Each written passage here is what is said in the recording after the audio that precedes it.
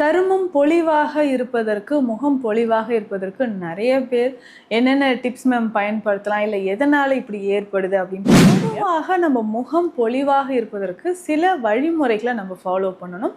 அதே மாரி நம்ம உடல்ல இருக்கக்கூடிய சில நோய் நிலைகள் காரணமாகவும் நமக்கு என்ன ஆகுதுன்னா, சருமத்தில வந்து சில மாசு மருக்கள் ஏற்படுது. பிளாக் ஸ்பாட்ஸ் இருக்கிறது. திடீர்னு ஸ்கின் வந்து டேன் ஆகுறது. ஹைப்பர் பிக்மெண்டேஷன் நிறைய பேஷண்ட்ஸ் ஜீரியாட்டிக் பேஷண்ட்ஸ் வந்து சந்திக்கக்கூடிய ஒரு விஷயம். காரணமே தெரியாத உடல்ல வந்து ஒரு அரிப்பு இருந்துகிட்டே இருக்கு. இல்ல அங்கங்க வெண்மை நிற புள்ளிகள் வந்து காணப்படுது அப்படின்னு சொல்லுவாங்க. ஸோ இதற்கு நம்ம என்ன பண்ணலாம்னா, ரொம்ப ஈஸியா நமக்கான சில வழிமுறைகள், அதாவது சருமம் பொலிவாக சுருக்கம் வந்து குறைந்து, அது இளம் வயதிலேயே நிறைய பேருக்கு சுருக்கம் இருக்குதுன்னா, முகத்துல சுருக்கம் இருக்குன்னா அதை வந்து குறைப்பதற்கான வழிமுறை நம்ம ஃபாலோ பண்ண வேண்டிய விஷயங்கள் என்னன்னா, உடல்ல அந்த ஈரப்பதம் மாய்ஸ்சர் அப்படின்றது ரொம்ப முக்கியம். அதை வந்து கரெக்டாக மெயின்டைன் பண்ணணும். ஒரு சிலருக்கு ரொம்ப ட்ரை ஸ்கின்னாக இருக்கும், சிலருக்கு ஆயிலி ஸ்கின்னாக இருக்கும், சிலருக்கு வந்து மிக்சடு டைப்பாக இருக்கும்.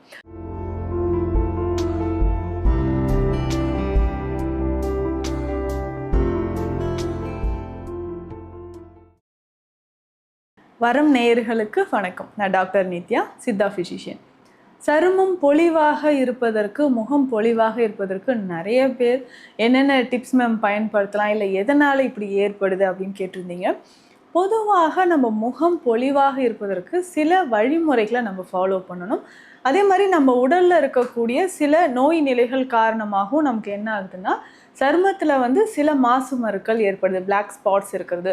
திடீர்னு ஸ்கின் வந்து டேன் ஆகிறது. ஹைப்பர் பிக்மெண்டேஷன் அப்படின்னு சொல்கிறோம். ஸ்கின் டோன் வந்து ஈவனாக இல்லாமல் இருக்கிறது. இந்த மாதிரியான பிரச்சனைகள் இருக்குது. சருமம் பொலிவாக இருப்பதற்கு இந்த காஸ்மெட்டிக்ஸ் அப்படின்னு சொல்கிறது சித்த மருத்துவத்தில் அந்த காலத்திலேருந்தே நமக்கு சித்தர்கள் வந்து நிறைய மூலிகைகளை நமக்கு கொடுத்துருக்காங்க. இதை தவிர உள்ளுக்கு கொடுக்கக்கூடிய, அதாவது இப்போ ஹேர் ஃபால் இருக்கா, நம்ம வந்து ஆயில் நிறைய அப்ளை பண்ணுவோம். இப்போது அதை தாண்டியும் உள்ளுக்கு எடுக்கக்கூடிய சில மருந்துகள், லிவர் டானிக் நம்ம எடுக்கணும், குடல் பகுதியை சுத்தப்படுத்தக்கூடிய மருந்துகள், அதுக்கப்புறம் பிளட்டில் இருக்கக்கூடிய டாக்ஸின்ஸ் குறைக்கக்கூடிய மருந்துகள். ஸோ இதையெல்லாமே எடுக்க எடுக்க என்ன ஆகும்னா, ஹேரோட க்ரோத் வந்து நல்லாயிருக்கும். அதே மாதிரி தான் சருமத்திற்கும் நமக்கு வந்து பொலிவு இல்லை, சருமத்தில் ஏதாவது பாதிப்பு இருக்குது, இல்லை எக்ஸிமா, சொரியாசிஸ், வெண்புள்ளிகள். ஒரு சிலருக்கு வயதானவர்களுக்கு இந்த பிரச்சனை நிறைய இருக்கும். அங்கங்கே வெள்ளை வெள்ளையாக வெண்புள்ளிகள் இருக்கும். ஸோ நிறைய பேஷண்ட்ஸ் ஜீரியாட்டிக் பேஷண்ட்ஸ் வந்து சந்திக்கக்கூடிய ஒரு விஷயம். காரணமே தெரியாத உடலில் வந்து ஒரு அரிப்பு இருந்துக்கிட்டே இருக்குது, இல்லை அங்கங்கே வெண்மை நிற புள்ளிகள் வந்து காணப்படுது அப்படின்னு சொல்லுவாங்க. ஸோ இதற்கு நம்ம என்ன பண்ணலாம்னா, ரொம்ப ஈஸியாக நமக்கான சில வழிமுறைகள், அதாவது சருமம் பொலிவாக சுருக்கம் வந்து குறைந்து, அது இளம் வயதிலேயே நிறைய பேருக்கு சுருக்கம் இருக்குதுன்னா, முகத்தில் சுருக்கம் இருக்குன்னா அதை வந்து குறைப்பதற்கான வழிமுறைகள் இருக்குது. இதில் நம்ம ஃபாலோ பண்ண வேண்டிய விஷயங்கள் என்னென்னா, உடலில் அந்த ஈரப்பதம் மாய்ஸ்சர் அப்படின்றது ரொம்ப முக்கியம். அதை வந்து கரெக்டாக மெயின்டைன் பண்ணணும். ஒரு சிலருக்கு ரொம்ப ட்ரை ஸ்கின்னாக இருக்கும், சிலருக்கு ஆயிலி ஸ்கின்னாக இருக்கும், சிலருக்கு வந்து மிக்சடு டைப்பாக இருக்கும். ஸோ இந்த மாதிரி ரொம்ப ட்ரை ஸ்கின்னாக இருக்குன்னா அதுக்கு ரீசன் நம்ம உடலில் நீர்ச்சத்து சரியாக இல்லாதது அப்படின்னு ஒரு காரணம் சொல்லலாம். அப்போ நீர்ச்சத்து இல்லைன்னா போதுமான அளவுக்கு தண்ணீர் வந்து நம்ம தினமும் குடிச்சிக்கணும். அதனோடு சேர்ந்து பழச்சாறுகளை வந்து குடிக்கணும். டெய்லி ஏதாவது ஒரு ஃப்ரூட் ஜூஸஸ் எடுக்கலாம். ஸோ ஒரு நாளைக்கு எலுமிச்சை சாரோ, இல்லை இப்போது இந்த கிளைமேட்டில் நமக்கு கிடைக்கக்கூடிய தர்பூசணி, வெள்ளரி, முலாம்பழம், இந்த மாதிரி சாறுகள் வந்து நம்ம பருகிக்கலாம். முக்கியமாக மறக்காமல் வாரம் 2 முறையாவது புதினா. ஸோ இந்த புதினா இலைகளை நல்லா அரைச்சி இதை வந்து நம்ம குடிச்சிக்கணும். ஸோ இதனோட நம்ம வந்து வெள்ளரியும் சேர்த்துக்கலாம். அப்போது வெள்ளரி, புதினா ரெண்டுமே நல்லா அரைச்சி இதனோட கொஞ்சமாக நம்ம எலுமிச்சை சாறு சேர்த்து நம்ம பயன்படுத்திக்கலாம். ஸோ இந்த மாதிரி பயன்படுத்தும்போது நம்ம உடலில் இருக்கக்கூடிய டாக்ஸின்ஸ் வெளியேற ஆரம்பிக்கும். இதுவே நெஞ்சு பகுதியில் வந்து சளி இருக்குது அப்படின்னு சொன்னாங்கனாலும், அதிகமான சளி நம்ம உடலில் சேரும்போது ஒரு சிலருக்கு சைனசைட்டிஸ் ப்ராப்ளம் இருக்கும். ஸோ முகத்தில் வந்து நிறைய சளி சேர்ந்து இருக்குனாலும் அதை வெளியேற்றுவதற்கும் நம்ம புதினா இலைகளோட ஒரு 2-3 துளசி இல்லைன்னா கற்பூரவள்ளி இலைகள் சேர்த்து, வெள்ளரி சேர்க்காமல் அதற்கு பதிலாக இந்த 3 இலைகளையுமே நம்ம ஜூஸ் மாதிரி போட்டு குடிச்சிட்டு வந்தோம்னாலும் சளி பிரச்சனையும் தீரும். நம்ம ஸ்கின்ல இருக்கக்கூடிய டாக்ஸின்ஸ் எல்லாமே மறைஞ்சி ஒரு ஈவன் டோன் வந்து நமக்கு கிடைக்க ஆரம்பிக்கும். இதை வந்து நம்ம யூஸ் பண்ணிக்கலாம். அதே மாதிரி தான் விதைகள். ஸோ தினம்தோறும் நம்ம உணவில் பார்த்தோம்னா, இல்லை தனியாகவே நம்ம வந்து சீட்ஸ் வந்து எடுத்துக்கலாம். பம்கின் சீட்ஸோ இல்லை நம்ம வந்து வெள்ளரி விதைகளோ நம்ம பயன்படுத்தும் போது கொஞ்சம் கொஞ்சமாக நம்ம உடலில் ஸ்கின்ல இருக்கக்கூடிய மாசு மருக்கள், அந்த ஹைப்பர் பிக்மெண்டேஷன், அங்கங்கே ஸ்பாட்ஸாக தெரியுது, மெலஸ்மா அப்படின்னு சொல்லக்கூடிய மங்கு இருக்குன்னா அது நமக்கு சரியாகுது. ஸோ சித்த மருத்துவத்தில் இருக்கக்கூடிய ஒரு முக்கியமான மருந்து தான் சங்கு பற்பம் அப்படின்னு சொல்லுவோம். சங்கு அப்படின்னு சொல்லக்கூடிய விஷயம் அதிகமான கால்சியம் இருக்கக்கூடியது. கடல்படு திரவியங்கள் 5 அப்படின்னு சித்த மருத்துவத்தில் இருக்குது. அந்த 5ல் ஒன்று முக்கியமானதுன்னா சங்கு. இதையும் நம்ம வந்து மருந்தாக பயன்படுத்தலாம். ஸோ இதை வந்து இழைச்சி, நம்ம வீட்டில் சங்கு இருந்ததுன்னா பன்னீர் விட்டு, ஸோ ரோஸ் வாட்டர் விட்டு அதை நல்லா இழைச்சி, எங்கெல்லாம் நமக்கு வந்து முகத்தில் வந்து சருமத்தில் வந்து சின்ன சின்ன புள்ளிகள் இருக்கோ, மருக்கள் இருக்குது, இல்லை வியர்க்குரு இருக்குது அப்படின்னா அந்த இடத்துல நம்ம வந்து அதை அப்ளை பண்ணிட்டு வந்தோம்னா முகம் வந்து நமக்கு பொலிவாக இருக்கும். அதே மாதிரி தான் சங்கு பற்பம் அப்படின்னு சொல்லக்கூடிய மருந்தும் இருக்குது.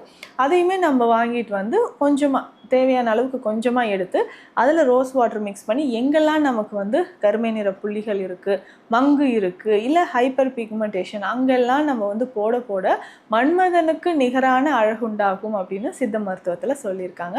அந்த அளவுக்கு சங்கு அப்படின்னு சொல்லக்கூடிய ஒரு விஷயம் நம்மளுடைய சரும நோய்களில் இருந்து பாதுகாக்கவும் சருமத்திற்கு அழகையும் ஒரு பொலிவான சருமத்தையும் நமக்கு கொடுக்குது. ஸோ இதை தாண்டி வேறு என்ன பயன்படுத்தலாம் அப்படின்னு பார்த்தோம்னா, சித்த மருத்துவத்தில் அமிர்த வெண்ணெய் அப்படின்னு ஒரு மருந்து இருக்குது. இது வந்து ஸ்பெஷலாக ட்ரை ஸ்கின் இருக்கக்கூடியவங்களுக்கு நமக்கு பயன்படுது. ஸோ வறண்ட சருமம் இருக்கக்கூடிய நபர்களுக்கு நமக்கு அமிர்த வெண்ணெய் அப்படின்ற ஒரு மருந்து பயன்படுது.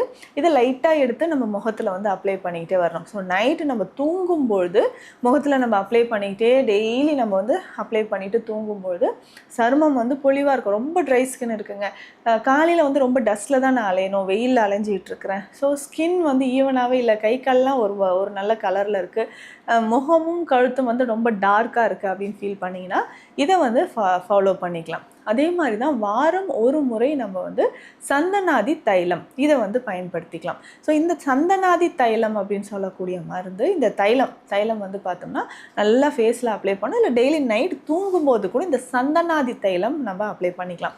ஸோ சந்தனம் அப்படின்னு சொல்லக்கூடியதே நம்ம சருமத்திற்கு வந்து ரொம்ப நல்லது.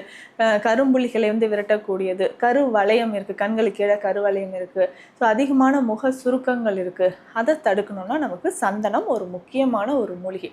ஸோ இந்த சந்தனாதி தைலம் அப்படின்னு சொல்கிறது சந்தனத்தோட நிறைய மூலிகைகள் சேர்த்து செய்யக்கூடிய ஒரு தைலம் தான். இதை இரவு நேரத்துலையும் நம்ம வந்து அப்ளை பண்ணிவிட்டு தூங்கும்பொழுது முகத்தில் சருமத்தில் வந்து ஒரு நல்ல பொலிவு வந்து நமக்கு உண்டாக ஆரம்பிக்கும். ஸோ இதை தாண்டி நம்ம உணவு முறைகளில் நிறைய ஃபைபர் கண்டென்ட் மற்றும் ப்ரோபயோட்டிக்ஸ் இருக்கக்கூடிய உணவுகளை எடுக்கணும். ஸோ ஃபைபர் கண்டென்ட் அப்படின்னு சொல்கிறது காய்கறிகள் நிறைய நிறைஞ்சிருக்கக்கூடிய உணவுகள். ப்ரோபயோட்டிக்ஸ் அப்படி தயிர், மோர் இதெல்லாம் உணவில் நிறைய சேர்த்துக்கிறது. அதுக்கப்புறம் பால் சார்ந்த பொருட்கள் உணவில் சேர்த்துக்கிறது, கீரை சார்ந்த உணவுகள். தினம்தோறும் ஏதாவது ஒரு கீரை நம்ம சாப்பிட்டுக்கிட்டே வரும்போது குடலில் இருக்கக்கூடிய கழிவுகள் நமக்கு வெளியேற ஆரம்பிக்கும். நல்ல ஒரு ஆரோக்கியமான ஒரு சருமம் நமக்கு வேணும்னா உணவு முறைகளில் இது எல்லாமே நம்ம ஃபாலோ பண்ணிட்டு வரணும். ஸோ இதை தாண்டி குளிக்கிறதுக்கு குளியல் பொடிகள், இப்போ நிறைய பேர் கேட்குறாங்க என்ன சோப் மேம் யூஸ் பண்ணலாம், பாடி வாஷ் ஏதாவது யூஸ் பண்ணலாமா அப்படின்னா, இது ஹெர்பல்ஸ் பேஸ்டாக இருந்தால் தாராளமாக யூஸ் பண்ணலாம். மற்றபடி நம்ம சித்த மருத்துவத்தில் நலங்கு மாவு பயன்படுத்திக்கலாம். இப்போ நலங்கு மாவுன்னு சொல்கிறது நமக்கே தெரியும், அதில் வந்து ஒரு 7-8 வகையான மூலிகைகள் சேர்த்து அது வந்து நம்ம தயார் பண்ணக்கூடியது தான். ஸோ இந்த நலங்கு மாவுன்னு சொல்கிறது முகத்திலேருந்து உடல் முழுதும் நல்லா அப்ளை பண்ணிவிட்டு தேய்ச்சி தினம்தோறும் குழந்தைகள்லேருந்து வயதானவர்கள், முக்கியமாக வயதானவர்களுக்கு ரொம்ப ட்ரை ஸ்கின் இருக்குது, சருமம் ரொம்ப சுருங்கி இருக்குது, இச்சிங் அரிப்பு இருந்துக்கிட்டே இருக்குது அப்படின்னு சொன்னிங்கன்னா இந்த நலங்கு மாவை பயன்படுத்தி குளிக்கும்பொழுது கொஞ்சம் கொஞ்சமாக சரும பிரச்சனைகள் நமக்கு குணமாகுது. ஸோ பொலிவான சருமம் இல்லை முகத்தில் வந்து ஏதாவது கரும்புள்ளிகள், முகப்புற அதிகமாக இருக்குது, இது தொடர்பான மருத்துவ ஆலோசனைகளுக்கு ஸ்க்ரீனில் இருக்கிற நம்பர் கான்டாக்ட் பண்ணுங்கள். நம்ம clinic Deekshalayam Siddha health care, Chennai. நன்றி.